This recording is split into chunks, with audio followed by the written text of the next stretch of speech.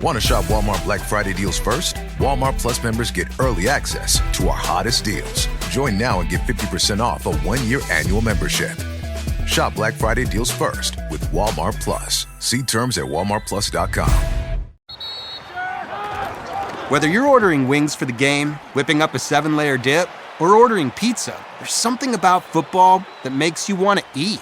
And this football season, Uber Eats has the best deals on game day food. No matter what you're craving, from 2-for-1 pizza to buy one, get one wings, Uber Eats will be dropping new deals each week, all season long. Uber Eats, official on-demand delivery partner of the NFL. Order now. Terms and conditions apply. See app for details. This year, Santa's bringing the power of Energizer into his workshop. Whoa, the Energizer Bunny's got so much power. Wait, he's powered up all the toys. I think that means we're done for the year. I love this bunny. He's the hardest working helper the North Pole has ever seen. And he wants all your gifts to have the power of the #1 longest lasting AA battery. So this holiday season, stock up on Santa's and the elves' favorite battery, Energizer Ultimate Lithium.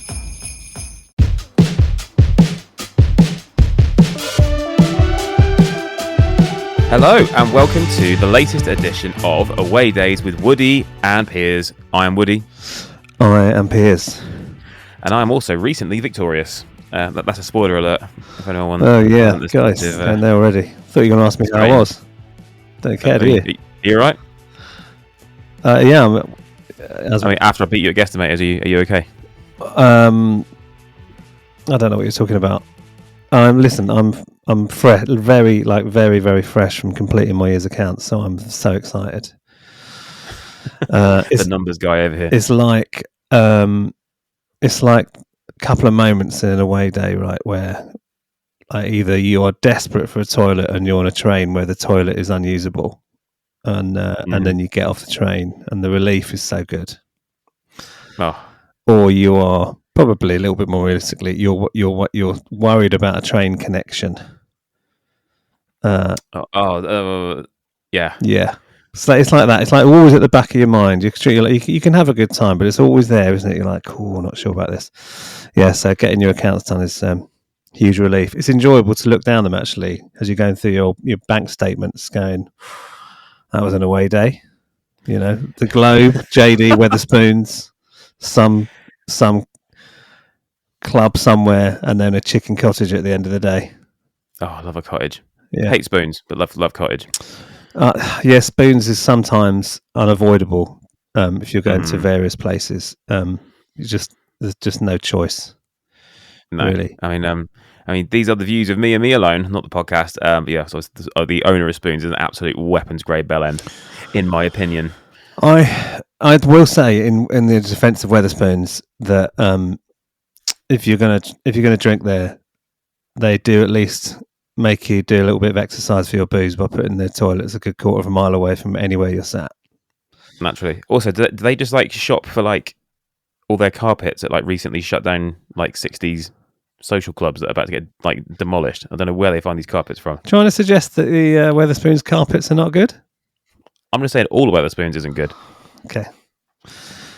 I don't know where you get the plates from either. Like you never see them out and about, do you? You don't. I used to work there in the kitchens way back when. Ooh. I've had a few jobs over time. Okay. Yeah, you're probably quite tarnished. Yeah. I've seen things I've seen too many things I can't unsee. Anyway. Anyway, sorry, I digress. That's all right. Other good pubs are available. I know. I haven't been to Wetherspoons since Tuesday because I went to Woking away. And I can confirm, not much in Woking either. No. Anyway, thank you for all of your responses to the Reese Bibby episode last week, which I listened back to again, and I really enjoyed his LA Lancashire dulcet tones. See, I wasn't like I listened back again because you sort of commented. I mean, tried to embarrass him publicly about his accent, but I didn't really get much LA twang out of that at all. No, just small bits. Just small bits. It's developing. It's a work in progress. I think we should get him back in 5 years' time. Yeah. When he'll just sound like full sort of Valley Girl. It'd be amazing. Hopefully he'll have had 1 or 2 kids by then, so he'll be like fully double chinned. Oh yeah. Broken Yeah. spiritually, physically, financially. Interesting little story about him. His favourite away day was just taking his girlfriend to Millwall, with no regard for the score whatsoever. Have you had any bad experiences taking a girlfriend to the football? I don't think I have. I've taken my missus to Argyle once. Once? Is that it? Yeah, it was enough for her, I think. I mean, she's just not a football fan. Actually, no, I lie. We had a good away day. The one time I went to St. Pauli, Hamburg. Oh, yeah. The city of her birth. Managed to blag tickets for possibly the coldest I've ever been at football. It was like, I think, middle of some sort of Siberian winter had crept across, and it was I couldn't feel any extremity in my body whatsoever. But the game was good. Well, the game was good. They lost 3-1, but it was a vibe. Would highly recommend. Just one guy in the stand next to me just going 9 repeatedly because his team was so bad. He couldn't believe what he was seeing. Don't know if my wife would be up for going overseas for football, to be honest. She's seen enough. I mean, that wasn't the sole purpose of the trip. We were there for a gig, and she came to watch. And I should stress, I did take an ex-girlfriend once to Mansfield. Drove her all the way to Mansfield. 0-0. That was cool. One for the purists. We were so bad as well. It was one of those seasons where I think we were in what is now League 2. I think it was even called Division 3 then. And we finished like 17th or something. And, we've talked about this before. It's so hard to get relegated out of League 2. And if you're nowhere near relegation, this was like mid-March time. There was nothing to play for. Yeah, basically everyone's out in flip-flops rather than boots already. It was so bad. We were lucky to get 0, and so were they. And I don't think she went again. So, yeah. So it tarnished it. I should also say, I think we're verging on becoming a Millwall podcast at the minute because they get mentioned every week. So we need to find ourselves a Millwall guest. Probably not Greg Wallace. Not Greg Wallace, yeah. Maybe not. There must be others. Unless we want to go the InfoWars route and give him a platform to clear his name. But or double down. Double down. No, I did have a word with Greg Wallace once. We played Millwall in the Cup about 7 or 8 years ago now, and I was because it was a Cup game, not including my season ticket, lording it up in one of our boxes at Roots Hall. They do, as is your want. And I think we were 3-0 up at half time, and I saw him in the toilet, so I asked him if he was having a good time. And was he? No, no, he wasn't. Following the old Millwall down there. Got pounded and then left. Sucks to be Greg. Yeah, I wonder if he'd like kind of reached that level of attendance where he only ever goes corporate. Like he just wants to eat good food or better food. Don't know if you can get good food in the executive boxes at Roots Hall, but yeah, worth asking. I mean, yeah, I've not met the guy like you have. I've just been made aware of him correcting somebody on Twitter when they said, "Oh, can you please help us with this charity thing? Please, Greg," with 1G. And he just replied with Greg double G ? This is the second conversation that has been referred to in this pod where I've had a conversation with somebody with my willy out.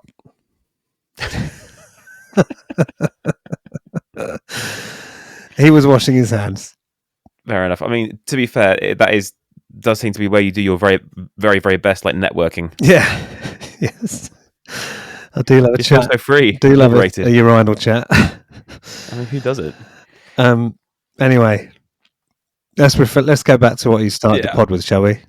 What's that? Oh yeah, me victorious. The guesstimators. Guesstimated. We did talk about it last week, but we didn't talk about what happened in it because it was yet to come out, and now it is out in the ether, and everyone can listen to how lucky you were.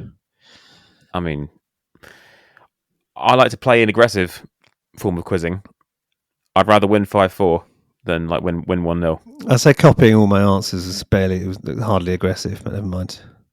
I mean, we've been together so long now. Maybe it's kind of the things where we think the same, we act the same, finish each other's quiz questions? The question it came down to was how many bites does it take to eat an average slice of pizza, doesn't it? Oh, well done, yeah. mate. Well done. You know it, don't you? I did. 5. 5.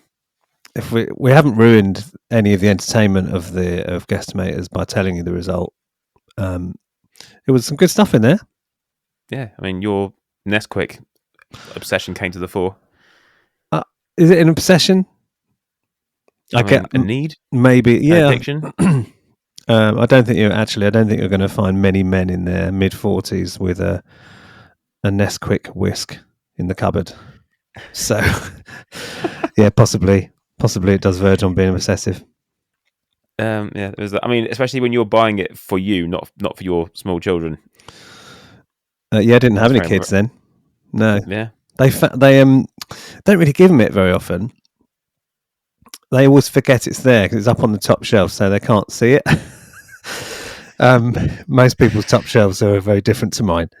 Yeah, I don't want the kids next to the beers, the fun crisps. Yeah, no one. Nesquik. The kids are not letting loose on my Nesquik. So every like 9 months or so, they catch a glimpse of this glorious yellow plasticky bit thing in the back It's of like radiating gold from the top of the cupboard. What is that, Daddy? What is that? Oh, never you mind. Would anyone like a milkshake? Yeah. I'll tell you when you're older. So this week we have our second club director we've ever had, I believe. Yes, second? Correct. Yes. Our first 3/2.5 club, Tony. Yeah, correct. Seb White, who is a member of the Mondial Remembering Why You Love Football podcast, which if you haven't listened to it, give it a listen. It's really great. Seb's great. I've known Seb for a while. As you'll find out on this podcast, genuinely met Seb following our teams away from home, which feels. Was that Willie in or out at the time? I'm pretty sure we've had our willies out at some stage. Yeah, right. we did enough sessions back in the day. We had one particular session actually where neither of our teams were playing because we did a few kind of 7-a-side games between our lot and the Yeovil, like London-based Yeovil fans, and then we did one where Southend played on a Friday night away at Luton. It was supposed to be on the Saturday and it got moved, and I think we were all going to go and watch Southend at Luton. But it got moved to the Friday night. Another little side story to this was I remember reading in the paper that there were a couple that moved their wedding to a Friday night who were big Southend fans. And then when they found out that it was on Friday night, it got moved. They put a big screen up at their own wedding and it was 0-0. But anyway. And they say romance is dead, honestly. Yeah, this was the noughties. So we kind of, we had quite a few beers on the Friday night, Londonish, away from home, but we still met up with the Yeovil boys on the Saturday morning, and we played football in Farringdon and went to this pub. Do you know you spend more time in a pub than you really, really should? Probably 2 meals worth of time. We were in this place. Yeah, it was an almighty session. They had a World Cup, like a fake World Cup behind the bar. So it's the only time I've ever held the World Cup, and I would have absolutely had my willy out with Seb on this day. I'm so glad I asked. Yeah, so there you go. In fact, something as well, which obviously as a gentleman of a certain age, you often make friends as grown-ups when everyone's all smartly dressed and being a bit professional in their lives. But often you sort of mates from school you meet. It's in the playground where you're all sweaty and minging and horrible and muddy, and you see what people are like running around and dishevelled. There's been a few guests on the pod who I've played football with. I've not played with you other than when we did our little photo shoot. Oh yeah, for the pod. I found out you were left-footed. I didn't realise that. Yeah. So what when you and Seb are playing, are you like a ball playing midfielder? Are you like tough tackling centre back? Am I a ball playing midfielder? Oh yeah, no, mate. See it, mate. No, pulling strings. I mean, this was quite a while ago, I was never bombing around anywhere. In fact, 7-a-side doesn't suit me because I like to ping a long ball onto somebody's head from about 40 yards away. Can't go above head height, and everybody's within about 20 yards of you. So it doesn't suit my natural game. Fair enough. And to be honest, the last time I played 7-a-side, all I wanted to do was go and goal. I was absolutely knackered. It was 31 degree heat in the middle of London. I thought I was going to die. So I don't really know. Seb, my memories of these 7-a-side meetups are hazy, mate. Because what always followed was a day at the football. Yeah. But I do remember the Yeovil boys being they knew their way around a 7-a-side pitch. Yeah. Fair. Yeah. Anyway, We like it. Yeah, I think of guests thus far, we're probably not far off having a half decent 11 or a good sort of 5-a-side. that would be what an amazing event that would be to put on. You did it. I'm up. Forget for about live pods and stuff. Just have a kick around in the park. Yeah, absolutely. I'm in goal though. Okay, fair enough. So this is Should we do a podcast? Shall we? Yeah, let's do it. This is Seb White. Enjoy. Seb, thanks for joining us on away days. Now, Woody doesn't really know how we met. I've not really spoken about this, but I've known you for about 20 years, I would say. Must be, mustn't it? And we met, which is very on brand for this pod, because we met basically through our respective groups of friends. I've got a lot of friends associated with the All at Sea fanzine, and you were in Capital Glovers, London-based Yeovil fans. We met like on trains on an away day. We did, didn't we? And then we eventually we loved each other's company so much. We just hung out throughout the noughties every few months. We played a bit of 7-a-side together. Can you just help paint the picture for me and the listeners at home? Like, can you set the scene? Like, did you sort of lock eyes across the carriage? Like, you had to carry a bag full of tinnies or something? You thought, oh, this guy. Well, I can't. Well, I wasn't there. I came in on this after the first meeting, but then we met up 3 or 4 times for some almighty booze ups. What we would do is we'd play football in the morning, wouldn't we? At the Respect, So yeah, I think we came and played 5-a-side at some place down the road from Southend's ground, and then we'd just go and get pissed, and then we'd return the favour. I think you guys came to London once. I think you must have. I know what it was. I think you were playing Chelsea or something. We did play Chelsea. We played 7-a-side over that side of London the day we played Chelsea. Yeah, and we went along. We got the draw, didn't we, in the 96th minute? Thank you very much. One of my favourite away moments.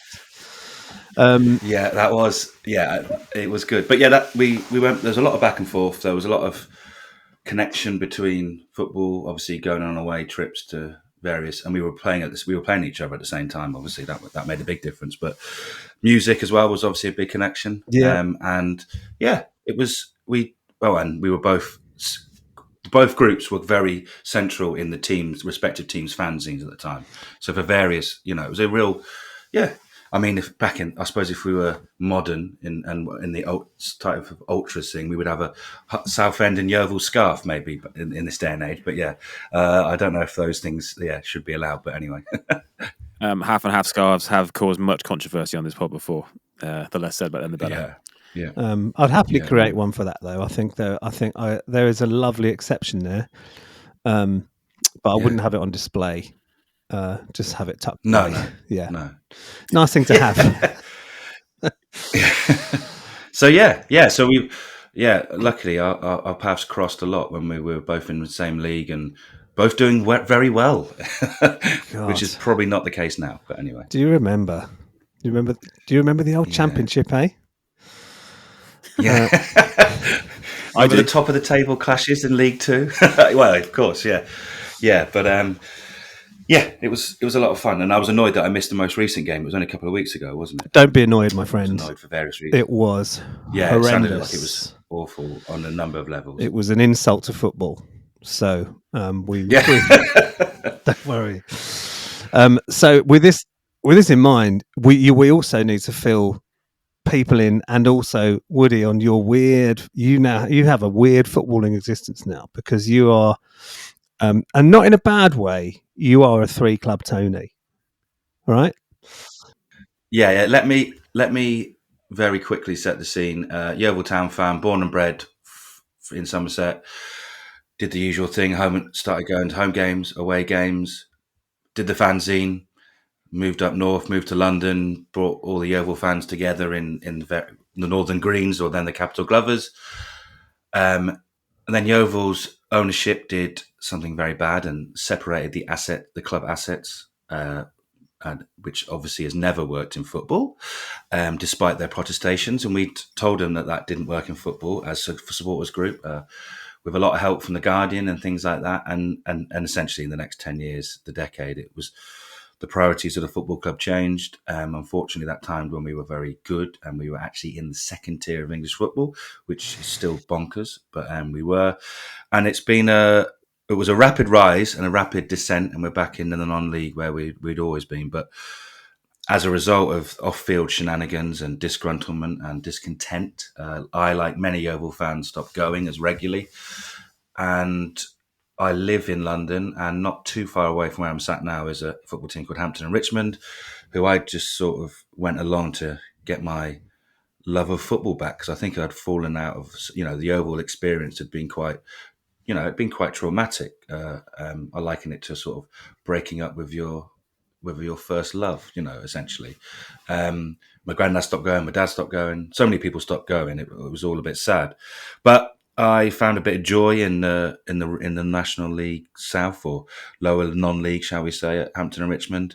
You could have a drink, you could just enjoy the football. The people were great on and off the pitch, and one thing led to another, and I ended up being director there for three years, I think it was, in the end.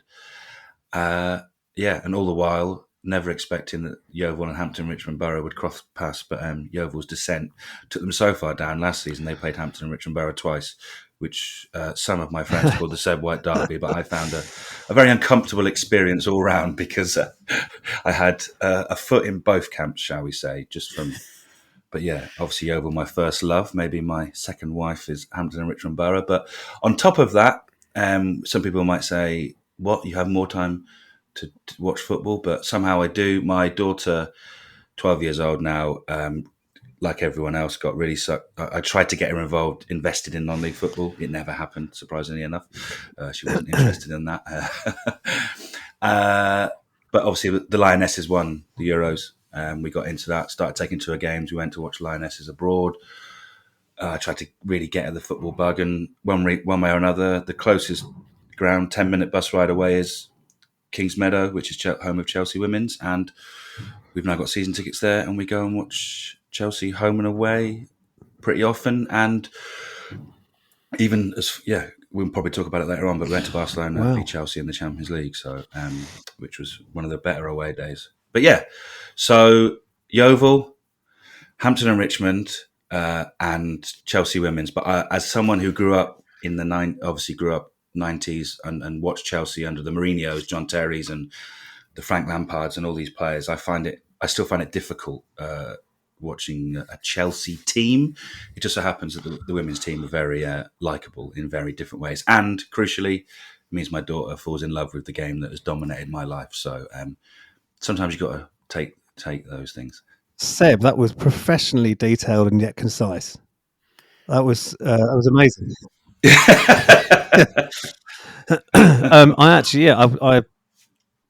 may have done the story before. I didn't know you did Chelsea ladies home and away. That's actually new knowledge on me. But that's great. Yeah, I'd say drinking by the side of the pitch is probably less of an attraction for a 12-year-old girl in non-leagues. So. Yeah, and watching some pretty. Yeah, exactly. It is. But she was a mascot for Hampton and Richmond. I did take her to Yeovil, though, for the first time last season. It was the first time game I'd been to for 7-8 years. So it was cathartic to take her to a Yeovil game.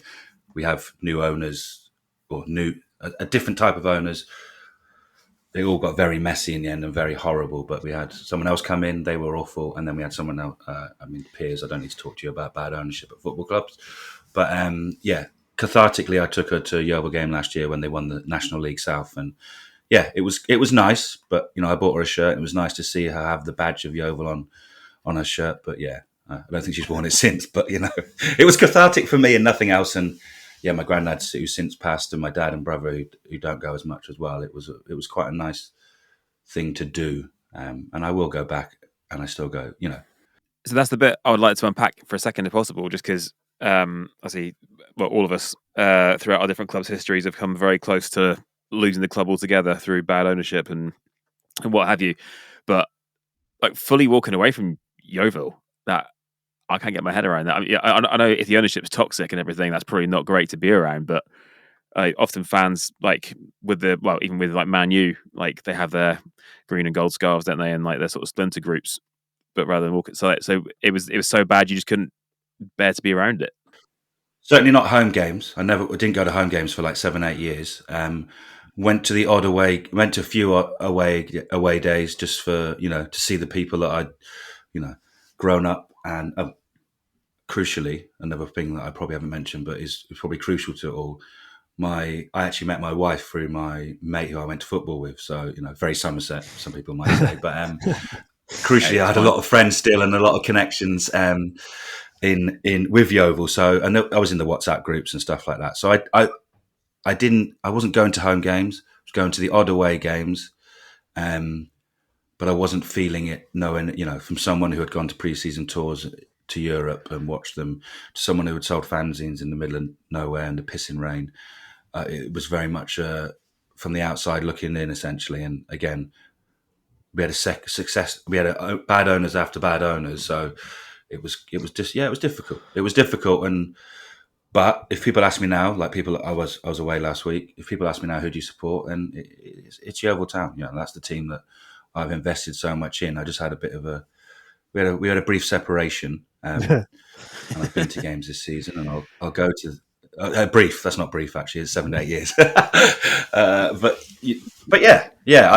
It was crap, and I wouldn't wish it on anyone. And I made a choice that some people couldn't make, and I get it. And I have no qualms with people that didn't make that decision and still had their. It obviously made it a bit easier. Me living in London, for example, and me also working in football, so I was often at football matches, but not necessarily. So I get it, and yeah.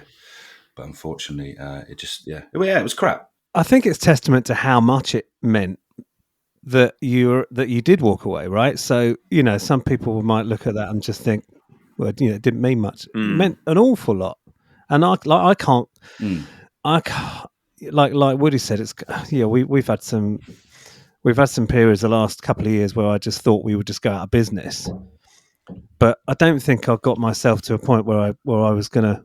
I don't think it quite got as bad where we were gonna walk away. There's some people, I guess, just stopped going and they've gone back, now. But I would have found it pretty impossible to support a Phoenix club. I think, if like hand on heart. I didn't go looking for that. I just went along to the football down the road to tick it off the list. Yeah, like I've done 200 odd grounds now, so I went down just to tick it off the list and. It was just a nice place to go and watch football, pint in your hand.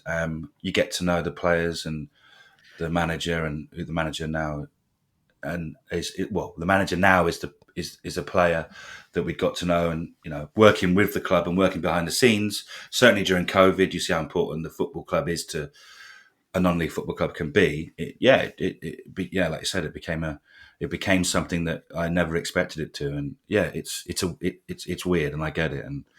I kind of feel like I have to justify it, but then also I'm like, well, that's how it happened, and you're not supposed to have 2 teams, let alone 3. But but that's the beauty of football for me, because it means when Hampton score and Hampton win, or Chelsea women's win, I can see the joy on my daughter's face. When Hampton win, I can see the joy on the people that I've got to know, on and off the pitch. So, it's hard. Football's so intoxicating. It's hard not to be sort of attracted to that. But I did find the 2 games against each other, Hampton and Richmond versus Yeovil, I found that too weird. It was just like, probably like going to a wedding and your 2 former partners are chatting to each other. I don't know. It's just this weird, and you're just on constant edge, and you don't. But I feel like I smashed Woody's non-league cherry the other week. when we went down to watch Billericay at Lewis, because Billericay is my I guess mistress, which is how a few Billericay fans see me. I guess to some Billericay fans, I'm that West Ham fan that goes, yeah, I like to see Southend do well. But I think I'm a bit more than that, because I actually grew up there, and I watched them a lot in my growing up. But I think what happened, we equalised in the 97th minute after being 2-0 down going into injury time. And when you, I guess, I don't know whether Woody was expecting me to react or not. And I don't know if I was expecting myself to react. I'm afraid. I didn't realise you cared so much until you took off down the fucking stand. But that's until things happen to you, you don't know sometimes, do you? Right? And I hadn't been to Billericay in quite a while. Always follow their results, but never been in that moment. Hadn't been in that moment as a Billericay fan for ages, and it just got me. Yeah, I was like, oh yeah, I guess I am. With all the shit that's going on in the world, I think football, and we've realised COVID gave us that what we were missing out on. Even as someone who wasn't necessarily going to Yeovil games, I was going to football. It was and I was a media director at the time, so I was going to games just to do commentary and stuff. So even I knew even more how awful that it was to have no fans there, because I was actually at the game. So, by the way, I'd rather be at the game and not be at the game, but football just is beautiful, and football can be brilliant and stupid and irrational and daft. So, yeah, I have seen the video, Piers. It made me laugh. I didn't know that. Right? It's very good. Yeah, I did see it. And also, Lewis, what a great place to watch football. Again, do you know you're at somewhere, you're at somewhere it's great to watch football. A good club. Yeah. From your fryer to the table, it's a quick trip for crispy fries. But how about a crosstown delivery? McCain SureCrisp fries are designed to go from fryer to container to carrier to passenger seat across town during rush hour, down a shortcut that wasn't all that short to a doorstep before they hit the table. And that first bite, the crispiness speaks for itself. To the last bite, McCain SureCrisp fries. Go the distance. See how far our fries can take your business at surecrisp.com/delivery. This episode is brought to you by Allstate. Some people just know they could save hundreds on car insurance by checking Allstate first. Like to check the date of the big game first before you accidentally buy tickets on your 20th wedding anniversary and have to spend the next 20 years of your marriage making up for it. Yeah, checking first is smart. So check Allstate first for a quote that could save you hundreds. You're in good hands with Allstate. Savings vary. Terms apply. Allstate Fire and Casualty Insurance Company and Affiliates. Northbrook, Illinois. This episode is brought to you by NFL Sunday Ticket on YouTube TV. There's plenty to be thankful for. Your friends, family, and the fact that you can now get NFL Sunday Ticket for only $89. So thank yourself this holiday season and watch every game every Sunday when you bundle NFL Sunday Ticket and YouTube TV. Sign up now at youtube.com/Sunday Ticket. Offer ends December 2nd. Local and national games on YouTube TV. NFL Sunday Ticket for out-of-market games excludes digital-only games. Terms and embargoes apply.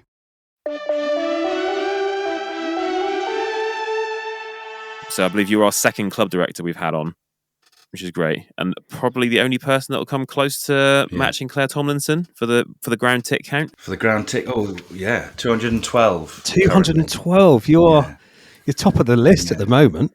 What was Claire on? I can't remember now. Claire was on less than me. I do work in football, so I think I cheat a little. I don't cheat. I mean, I get the opportunities to go to different grounds. I'm wearing this shirt I'm wearing at the moment from my most recent away day against. I went to Denmark versus Spain at FC Copenhagen Stadium. So I get opportunities like that. So it's a bit easier for me to clock up the numbers, shall we say? So I'm very fortunate. Of course, you make your own luck in this world, but I'm very fortunate to do what I've done. And one reason or another, from fanzine editor to TV producer to magazine, doing my own magazine to recording podcast series. Yeah, I do get to go to a lot of football, so I'm very lucky. I hate you and love you all at the same time.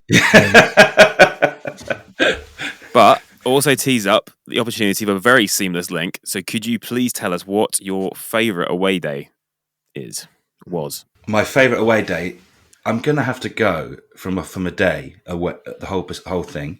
I'm going to have to go to the quite recent, and again, maybe there's a bit of recency bias, but England versus Spain at the Euros final in Berlin. Just because... Yeah, it's a lot to unpack there. Yeah, two reasons. Me and my daughter were there the day before. Me and my daughter went for like 3 days. I completely lucked out in the ballot on final tickets. We were going to go anyway. England got to the final somehow, which was amazing. But to wake up in the morning of a foreign, city, historic city, someone who is probably, what if I'm not watching sports documentary, or if I'm not watching football documentaries, I'm watching sport documentaries, and I'm watching history documentaries. So to be in a place like Berlin, with everything that and to wake up in the morning knowing that your nation, your team, and I know there was a lot of bluster around what was the football and stuff, but what Gareth Southgate's England team represented to me is as close to anything as perfect for in terms of England, in my opinion, in terms of what they represented in the players and the values they stood for. To wake up there and with my daughter, who have been trying to get into football for many, many years, knowing that we were going to watch a game at an historic stadium. Of course, there's some history there that there's still history nonetheless. It might be bad history nonetheless, where unbelievable things have happened. To go there and spend the day just sort of pottering around because it was a late kickoff. Little walk around Berlin. We went to a flea market in the middle of nowhere and bought a few things and went and had lovely schnitzel for lunch. And then because it was a late kickoff and I was with my daughter, I wasn't like drinking. It wasn't like an away day where I'd be drinking from as soon as the train leaves, as my normal away days might be without my daughter. Yeah. But yeah, just having a couple of pints on the way, getting to the Olympic Stadium, experiencing the atmosphere, experience the excitement, running into various people that I've met and worked with over the years, which was quite a nice thing. And then the atmosphere, we had Spain were clearly the better side from the moment it kicked off. That's fine. Sometimes football goes that way. But to have that Cole Palmer moment when we thought, shit, we're back in this, we got a chance. And to see, it was down our end as well. We were with the England fans with down our end. To have that moment with my daughter, that's top 5 moment in my life. That moment of sheer unadulterated joy. We all know what happened next. Spain just turned it up again, did what they do. They were the better team. Fine, they were the better team. This is what happens. I was gutted for my daughter, if nothing else, but I was, when I put my head back down on that pillow that night, I was like, that was a fucking good day. So it's a bit of a big one and a big, I could have gone with some mad Yeovil ones and I would there's many that I could probably go through, but that's that. If I could repeat an away day again, it would be that, even though I know that they didn't win, because again, it's what happens around the match that is as important to some people, including me. And Berlin's a nice little walk around, isn't it? Beautiful place. Oh, Berlin is my absolute favourite city on earth, bar none. Yeah, I love it. I adore it. Yeah, exactly. And walking the day before, walking around the historical sites, you get all the razzmatazz, the commercialisation, and UEFA fan parks and stuff. That's still quite cool, especially if you're doing it with your daughter, and you know that you're there, and you're a group of people, that 30,000, 40,000 people that have travelled over to watch something and to sample the atmosphere and stuff like that. Again, maybe the numbers and the bigness of the event. Being a fan of a traditional non-league football club and being involved in a lot of non-league football, those things are obviously just hyper real, because it's very different if you're going to Lewis away, for example, with all due respect. Great pubs. Brilliant pubs. I'm not saying, Didn't see many old ladies with tables of pin badges inside the ground, I'd imagine. No. So if I could do that again, I'd love to do that again. And that Cole Palmer moment will be forever in my mind. Can we go to happier things? Can we talk about your worst away day? My worst away day. Got to have a few in there. Southport away. Yes. 2001. It's on a Friday because England are playing in Manchester on the Saturday. I'm a student in Manchester at the time. So a mate comes over from Sheffield in his car and drives and says, we'll go to the game. We'll come over. I'll come pick you up, and then we'll go to Southport, and then we'll come back in Manchester, and we're going to have a night in Manchester. And I was like, brilliant. Sounds great. He turns up, the heating in his car's not working. This game's on the second week in November. The heating of his car's not working. It's not only not working, it's just pushing out freezing cold air the whole time. We're students, so there's not much money going about. So we turn up to Southport away, freezing. There's no roof, there's nothing. It's so open, probably 6-7 rows of terracing, crumbling terracing. I'm not having a go at Southport, by the way. That we would have all been to grounds like that, but it was just all the things came together. Yeovil played absolutely horrendously. We're like 2-0 down after 10 minutes. And we were always thinking, well, should we just, when it went to 3-0, do we go back? Should we stay? I'm not normally one for leaving early, but 3-0 down. We were still cold. It was so cold. It was like -1 or something like that. So then we knew that we had to get in the car all the way back to Manchester to in the freezing cold. So the game was dreadful. The journey was dreadful. The journey was dreadful back. And I finally got back to Manchester. I had to have a shower once we got back to warm myself up before we went out to the student union down the road. We got to the student union. We queued up. It was so busy because we got there quite late on a Friday night, and so it was busy. And as we get to the bar, the shutters come down because the fire alarm's gone off. And me and John just went, I think we should just go home. It was, as an away day and an away experience, it was utterly awful. There was no redeeming features. I think we went home, bought some cans on the way home, and drank them so quickly, and then fell asleep that we woke up with a hangover the next day because we sort of we must have a, if you sort of missed out, late coming to a night out and you sort of drink quite quickly, and then. Yeah, and I was still cold the next morning. So that when it really freezes your bones, there's nothing it can. So yeah, Southport away 2001, and I was volunteering for the FSA at England game the next day, and I was still cold. Stood outside Old Trafford handing out fanzines. It was awful. It was awful. But yeah, and no slight on Southport really. It was just the things that added all up before, during, and after. I think it means a lot when you're talking about a game where there's nothing riding on it. It's like second week in November. No one's going for gunning for promotion or relegation here. It's just grim. And when you have that, and this is aside from your drinking 4 cans in 20 minutes at the end of the night experience, but when you're at the game, I want to go to the players. Do you know what I've just done to be here? Yeah. I've just we were talking last week about how I drove to Macclesfield in a van with no radio on my own. We lost, but I just want to put it on a sign and just for ones that don't try, I want you to know that I really have. All right, but I'm sorry about your student union. That's grim. It's away days that are so bad. If you wrote them down as a sort of a script for a sort of sketch show, it's but life wouldn't be this bad. It's not believable. The shit that football fans go through sometimes is no, this is beyond farcical to the point of it being just ludicrous. Yeah, exactly. And I'm still talking about it. I'm talking about it 23 years on, and because again, it's the experiences that football gives you: good, bad, awful, in between. That's fine. That what football has given me and gives millions of people all the time is these daft, silly experiences, these daft moments, these amazing moments. That's why I think all sport that can do that, of course, but I think football is particularly special for that. Ordinarily, we would ask our guests to please give us a sales pitch on their home ground and why we as away fans should come there. But I guess with you, it's which one do you want to sell to us? Hewish Park, or we're doing? Yeah, I think I should sell Hewish Park because Hewish Park doesn't get enough love. When it was built in 1991, and me and my granddad and my dad used to watch it getting built on at the weekend because there's not much to do in Somerset. But also it was quite amazing. It's these things didn't happen in Yeovil, and we were building a brand new stadium. No one ever built, like this. It was supposed to be. It was new for us and exciting for us. Anyway, that was built in 1991, and it was quite fresh and exciting. And then when we had the 20 years later, when we had the off the field shenanigans, they weren't painting it, they weren't upgrading it, they weren't doing anything to it because it was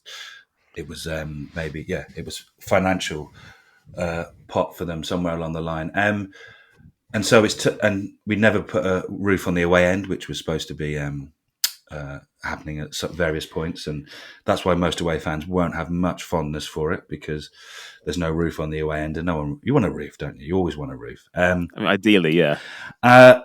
Yeah, but what I would say is, if you are and have never been to Yeovil Park and you want to tick it off the list, get the train down, get off at Sherborne, the stop before Yeovil.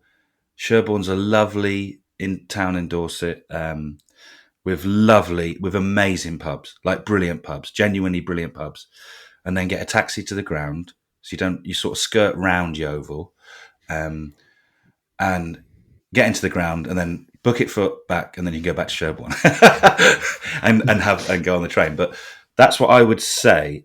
What I would say is, look, it might not be the most aesthetically pleasing stadium. I think it's a welcoming place, Yeovil. We are a welcoming bunch, and yeah, we have had some tough times, but I think, yeah, there's a way of the people have been quite resilient, and yeah, you're not going to get any aggro or anything like that. There's no real pubs in the near vicinity. Nearest one's about 10, 15 minutes away. Hence why I say go to Sherborne, get a taxi, go to the Digby Tap and places like that, and yeah, that's as if you want a proper away day. You can go get some nice food in Sherborne as well and stuff like that. I've been, I think, 3 times. I can confirm there is no cover on the away end. Obviously, when there's no cover and it rains, you do get wet. And when you lose and you get wet, it is shite. And then it's even worse if you lose and you get wet and you come back to your car, and for reasons you know not, your front bumper is falling off. So I had a whopper. Yeah, it was shite. I can also confirm the lack of pubs in the Yeovil area because just purely through the confines of geography, being from Plymouth, but also then working in music up in London, my stag do fell about equidistant between the two places in Yeovil. Oh, wonderful! Wow, yeah. Just let me settle in for this. Pictures of which, thankfully, have never resurfaced. We booked some big like Airbnb sort of barn things that most of the time I spent there, but then we did go out. I was dressed like an absolute disgrace, and this was like on a Tuesday because it was like middle of the summer, like peak festival season. We literally came back from a festival on a tour bus down to Yeovil. Met a bunch of lads from Plymouth there, and it's a Tuesday night. It's dead, and we went to this one pub, and someone said the word shit, and the landlord took exception to this. Now, bear in mind, it's Tuesday in Yeovil. It is dead. And times have changed. Like 25 lads have walked in. Yeah, 25 lads have walked in, probably going to drink enough to kind of pay his mortgage for the next 2 months. Someone said shit, we're out. And that was it. Fantastic. That's unbelievable. Then it was down to Wetherspoons, which is crap, no music. And then back to the barn. Yeah, well, I got kicked out of Wetherspoons in Yeovil for singing songs the day we won the League 2 title, which seemed a bit unnecessary. How dare you? Because it was probably the best thing that had happened to Yeovil for quite some time. But yeah, unfortunately, Yeovil, like most towns in the country, small village market towns, you know, with everything moving outside of the city and outside the town centres, because the old ground used to be dead centre in the city centre, in the town centre, and now it's a Tesco's and the other ground. Yeah. And like most towns, unfortunately, in this country, Yeovil's been left to, fall into a state of disrepair, unfortunately. And it used to be a great town for pubs, and that times have definitely changed because, if I would probably imagine you would get kicked out for not saying shit in some of the pubs that I grew up in and my dad grew up in. But yeah, it's just, unfortunately, I'm proud of where I come from. I'll always say to people, and it's when I get to work and go abroad or when I'm on holiday or whatever, who do you support? Yeovil. Who is it? Where are they? And sometimes people might have heard of them, some people not. But, I think even though I have lived in Manchester/London for the last 2-3 decades, it's still somewhere that I'm proud of. Looking for a pickup truck to get just about anything done? Look no further. The Chevy Silverado EV isn't just the most powerful Silverado ever, with next-level towing capability and technology. It also offers game-changing versatility with the available multi-flex midgate and tailgate, which means Silverado EV helps you carry large, bulky, and oddly shaped items up to nearly 11 feet in length. Chevrolet. Together, let's drive. Visit Chevrolet.com to learn more. So, you want to be a marketer. It's easy. You just have to score a ton of leads and figure out a way to turn them all into customers. Plus, manage a dozen channels, write a million blogs, and launch 100 campaigns all at once. When that's done, simply make your socials go viral and bring in record profits. No sweat. Okay, fine. It's a lot of sweat. But with HubSpot's AI-powered marketing tools, launching benchmark-breaking campaigns is easier than ever. Get started at HubSpot.com/marketers. With Uber Reserve, good things come to those who plan ahead. Family vacay? Reserve your ride as soon as you book your flights. To all the planners, now you can reserve your Uber ride up to 90 days in advance. See Uber app for details.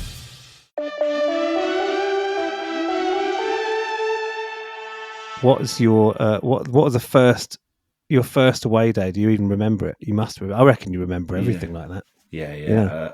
Well, I remember this one because, and I'm not sugarcoating this, it's probably the most important away game in Yeovil Town's history. Because if we'd lost this game, we would have gone bust. So essentially, we're playing Hereford away in the FA Cup second round. It's a replay, and the draw has been done since we played the first game. And the winners of said tie gets a home tie against Arsenal. Ian Wright, David Seaman, Arsenal. I don't need to get and the reason why it was important was the ground that I'd mentioned before that was built in 1991 looked lovely at the time, and has looked lovely, or certainly looked lovely at the time in 1992. Let's just say the then owners of the football club got their sums wrong, and we were in dire straits, on the verge of bankruptcy, on the verge of going bust. Back when clubs used to go bust, like Aldershot went bust around a similar time. Clubs went bust. They properly went bust, Accrington Stanleys and stuff like that beforehand. But so the winners, so it was a big game. So it was the first away game I'd been to, because my dad used to enjoy the away games with his mates, going with the, not always taking me, certainly not to games against Weymouth and play teams like that. But we went to Hereford away, and it was, we ended up winning 2-1 with a late goal by a Yeovil boy called Neil Coates, and the ball just goes slow. I can still picture the ball going slow motion over the line, and that was essentially the game that saved the football club.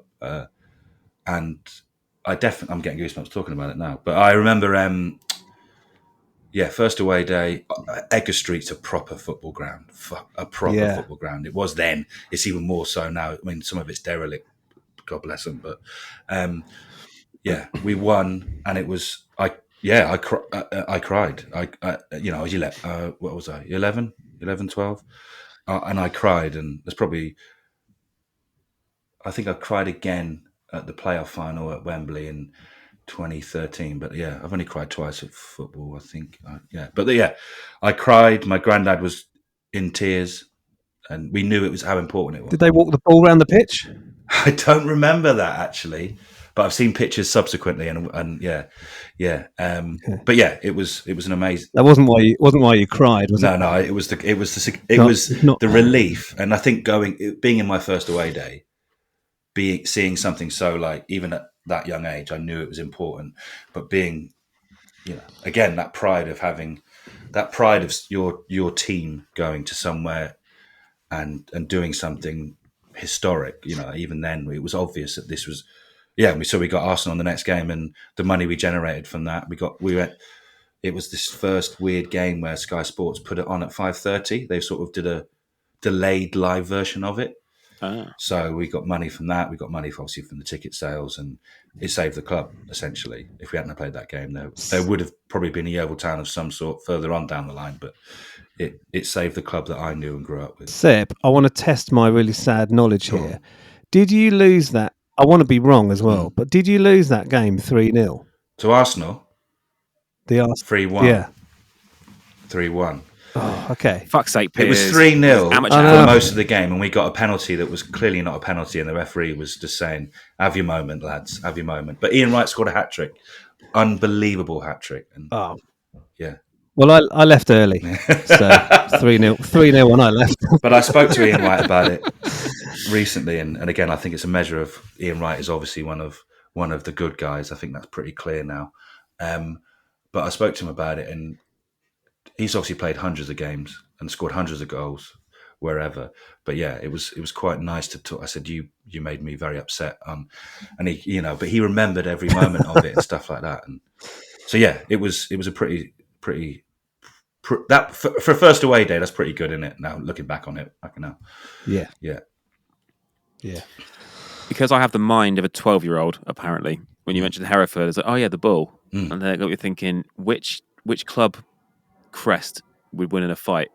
I mean, Bull's got to be up there. But then I started thinking about, Arsenal I've got a cannon. Well, Yeovil's old. Cannon trumps Bull. Yeah, that's a very good point, actually. I hadn't thought about that. Yeovil used to have two quite aggressive-looking lions on, or they were. I don't actually know if they were lions. They were some mythical creature, but they look quite mean. But yeah, I think two lions would definitely do a Bull. But I think a cannon. I think you're going to struggle to.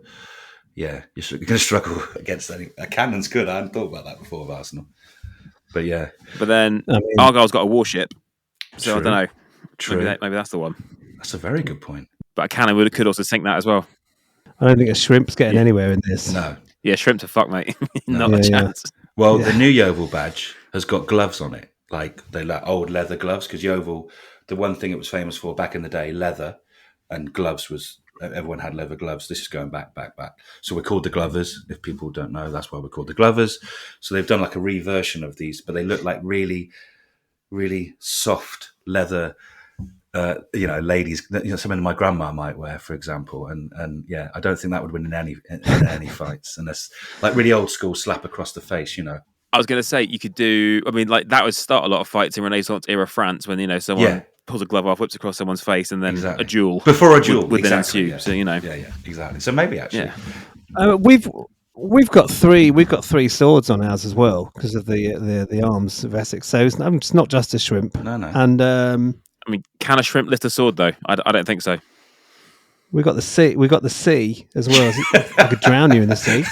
Yeah. So we've got a lot going on in one batch. This is a good. I like So- this. Hectic. This is good.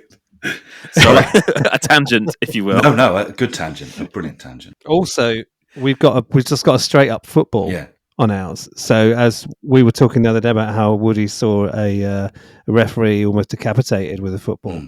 If you hit a football hard enough, it can bloody well hurt. Yeah. So I can drown you. Yeah. I've got some swords. And I can wallop a football in your face, and I'll eat some shrimps afterwards. Can cuss you and get a game delay for at least 12 minutes. Yeah. It's good. It's good. You have been to so many places. It's actually quite annoying. I'm very lucky. As I said, I'm very lucky. One of the reasons that we started doing this podcast is to see if we can get away with going to just more places. Right, more football grounds. I need to watch a bit more football, Seb. Yeah. But is there anywhere you haven't been? And also, is there anywhere that you would love to see one of your teams that you haven't seen? Yeah. I don't think. Let's be realistic here. All right, Yeovil aren't going to get in the Champions League. Nah, I think that ship sailed. Neither have FA Cup run though.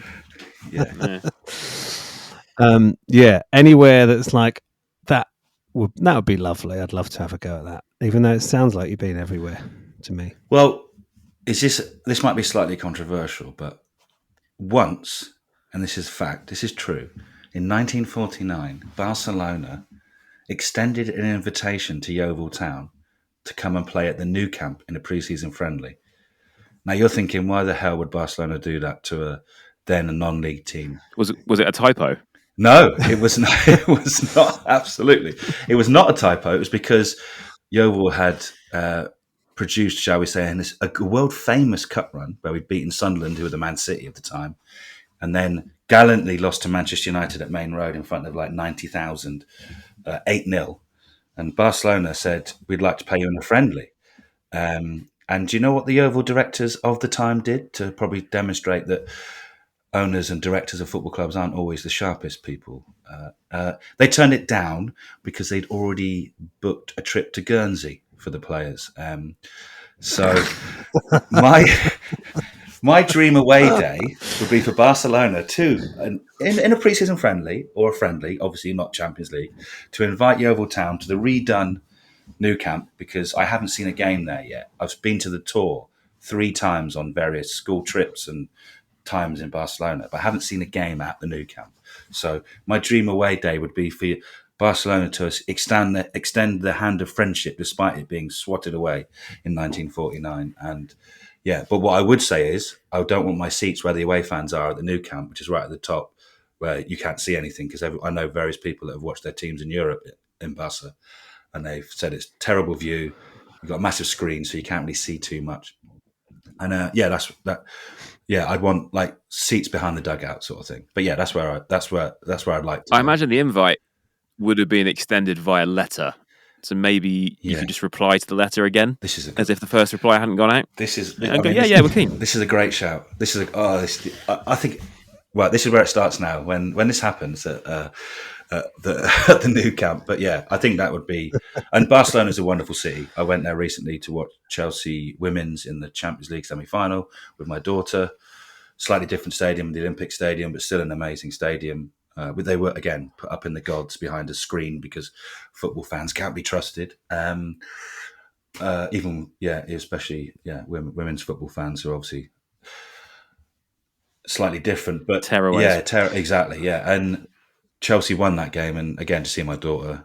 So, but Barcelona, what an amazing place! So that would be my dream one. And there is a semblance of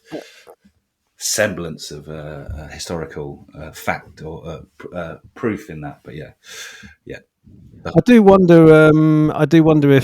If this game happened, which obviously it will now, because we'll write them a letter. Yeah. But if it's it a matter did of time, really happen, I would.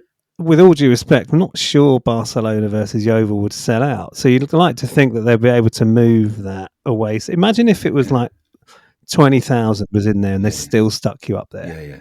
That would be annoying. That would be very. It's annoying when you go to away games, Piers. Obviously, you probably found this at Southend when they do just stick you in the corner and they put like that mesh stuff around you, so you can't.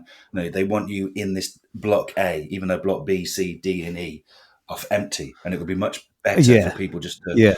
Or football fans might dare to celebrate and go near to the front, and they may even go on the pitch. We can't allow this, So yeah, I'd agree with you, Seb. We've been so bad for so long that when we were good, we had an entire stand behind the goal that was for away fans, right? It would be full up. The atmosphere is great. It's been so crap for so long that we haven't needed 2/3 of that stand, and it's been left for so long that we needed to get a new safety certificate for it in the last 3 weeks. Yeah. So now I know exactly what you mean. So for like 5, 6, 7 years, they've just been tucked away in the corner of this stand. Sometimes they could all come on the team coach, to be honest. Of course they could, yeah. And so this whole stand has just been left to ruin, basically. And it's only been the last 3 weeks that we've actually got a new safety certificate for it, because we got a cup tie against Charlton and we want to fill it up. Well, That's it. Yeah, and then we'll use it again in about 5 years' time. It's a great away end. I have to say, I'm not just saying this because you're here, Piers, but we've had some good moments in there. Thank you. It's a old school away end. Of course it is. You mentioned it was virtually derelict, but I went. Yeah, I just wanted to bring it up. 2005 title decider between Southend and Yeovil. Yeovil scored in the last 6 minutes. 1-0. Sorry, Piers, I had to bring that one up. But anyway, hey, you're our guest. You have the floor. Yeah. Please take as long as you wish to explain this one. I went even more recently because Hampton and Richmond drew Southend in the FA Trophy and ended up winning on penalties. And there was 75 Hampton fans in that away end, given what you just said there, Piers. And you walk in, it's just, do you know what I think it is? It's as you walk in and it's just that narrow entrance and you just see this huge, long sort of seats now, but would have been terraces back in the day, and the barrel roof. It's just that you don't get many away ends like that anymore, and I think there's more to pity, unfortunately. And I think I interviewed the guy. There's a poster on your wall, isn't there, of the floodlights and all the Roots Hall picture with all the different pictures. I interviewed him and caught up with him. It's a very atmospheric and special place. And again, it's one of those things that people might say, "Oh, derisory, it's a shithole" and stuff like that, but actually they're looking in the wrong place. It's a beautiful asbestos heaven. Exactly. And it's our beautiful asbestos heaven. But there is now a bar in the away end. They literally in the last 3 weeks. Is there? Yeah, I know. Yeah, now you can come and watch your team get destroyed and be drunk. Yeah. So yeah, we know. But again, the pubs in Southend are good. Speaking of the sort of mesh to keep fans back, is I've only seen it at Wembley and at Millwall. It's what I would describe as like a more humane version of a tank trap down the front. It's just this these wire constructions so that anyone tries to rush the pitch, they're going to end up. I mean, my 9-year-old was very convinced he could balance across and like run the whole thing. I was like, yeah, no, I know what you mean. Actually, it is quite weird, isn't it? And it looks almost impenetrable. But you mentioned Millwall there. I don't know if it was at your game. But Millwall fans are the only ones to do a pitch invasion at Wembley. I don't know how they did it. I mean, obviously, Millwall fans are a certain vintage, but yeah, they did manage to get past that tank trap, which looks insurmountable. But I suppose if anyone's going to do it, it's going to be Millwall. Talking of away ends, actually, obviously that's an away end and a half, isn't it, Millwall? If you could only choose one thing for the rest of your life, one experience going to watch your team, whoever that team is, at home or away, what and which team? And possibly which team, yeah. Would you go and watch them away for the rest of your life or home? I mean, someone who's been to 212 grounds, and as someone who's lived away from Yeovil for a long time, I would have to say away. Just again, the experiences and the people it brings. Yeah, the people you go with. My mates, like I said, I met my wife through my mate I went to football with. We're all, unfortunately, we're of an age where a few of the older people amongst our group or WhatsApp group or Capital Glovers group or whatever group it is have passed. But these are all people that you get to know and you get to meet in strange places. Of course, that happens at home games. Don't get me wrong. And having season tickets, you're with the same people. But going to over land and sea, which is what we did with Yeovil for a while, with fanzine, with European tours when Gary Johnson was there.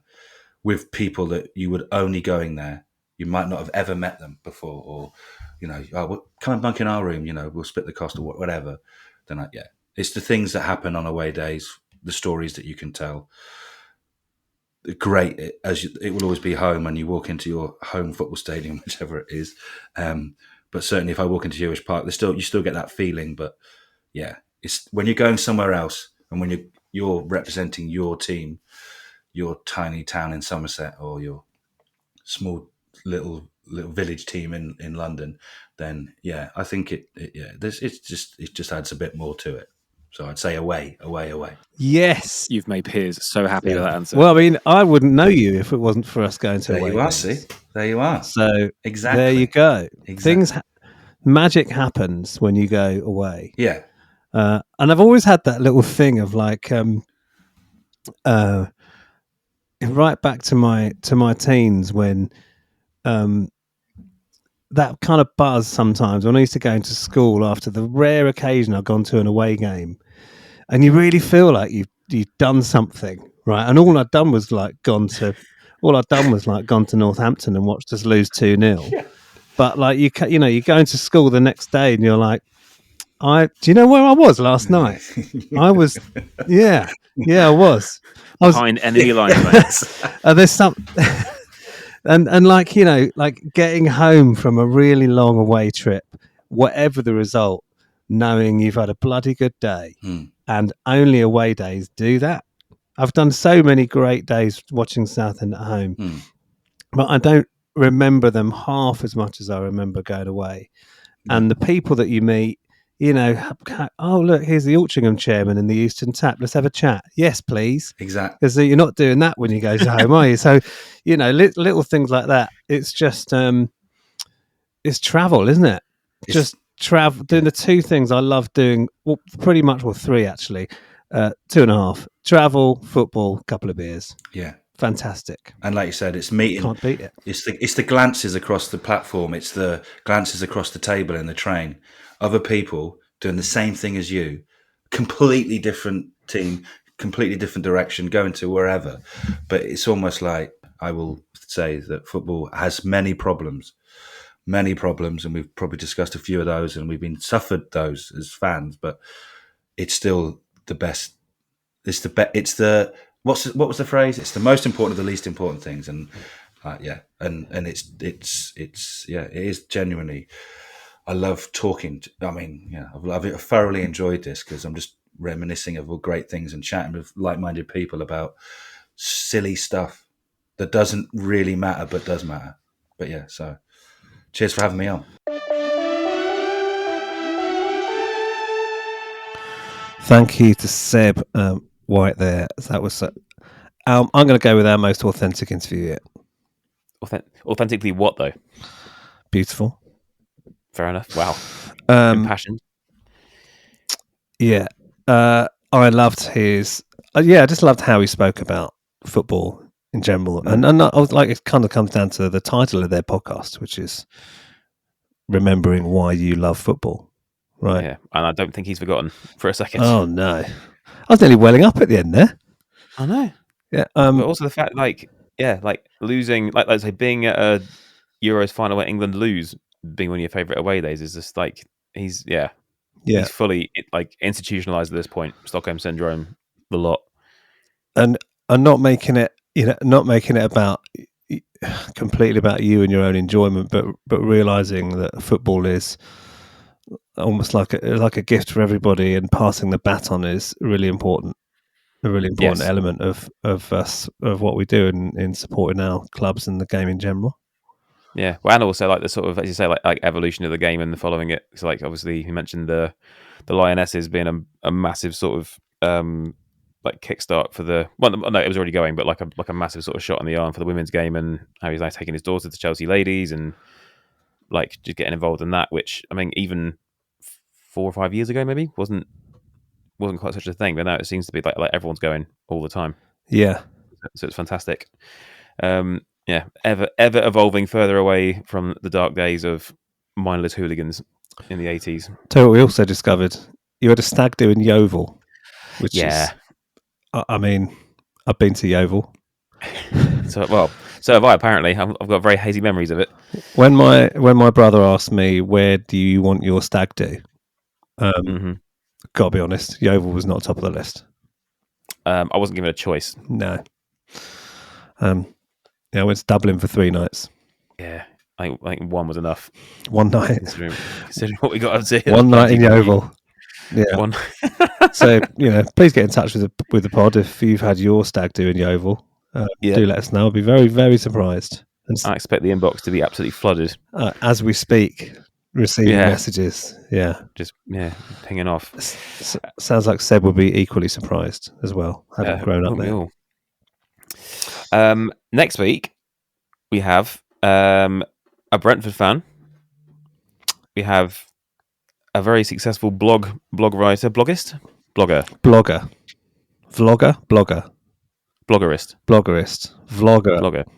Kate Hiscox from the Where's My Money blog/Instagram account. I think she's great. And again, like with the previous pod, this one we have recorded. Yeah. So no admin errors incoming. This one's done. It's also real. To be seen on the We're All Fans Sky Sports documentary recently put out about women in football, which is worth a watch. But yeah, it's just great to have. Again, it's like almost like talking about what Seb was referring to, and the emergence of the women's game. Like Kate is, by her own admission, kind of new to football in the last 10, 12 years. But her enthusiasm for it is no less than anybody else that I go to football with. It was great. She absolutely loves it. Unfortunately, I couldn't reminisce about when we actually used to beat Brentford because it's ages ago. So it'll come again one day, mate. Don't worry. No, maybe, mate, maybe. But yeah, she speaks very highly of Brentford and going to football now in general, which is progress. Yes, we love it. We love it. So she's on next week, and if you wish to share your stag do stories of Yeovil or just football stories in general, you can reach us on all socials at Woody Peers Away or woodypeersaway@gmail.com. So we will see you either there or we will see you next week on the internet soon. Thank you. Bye-bye.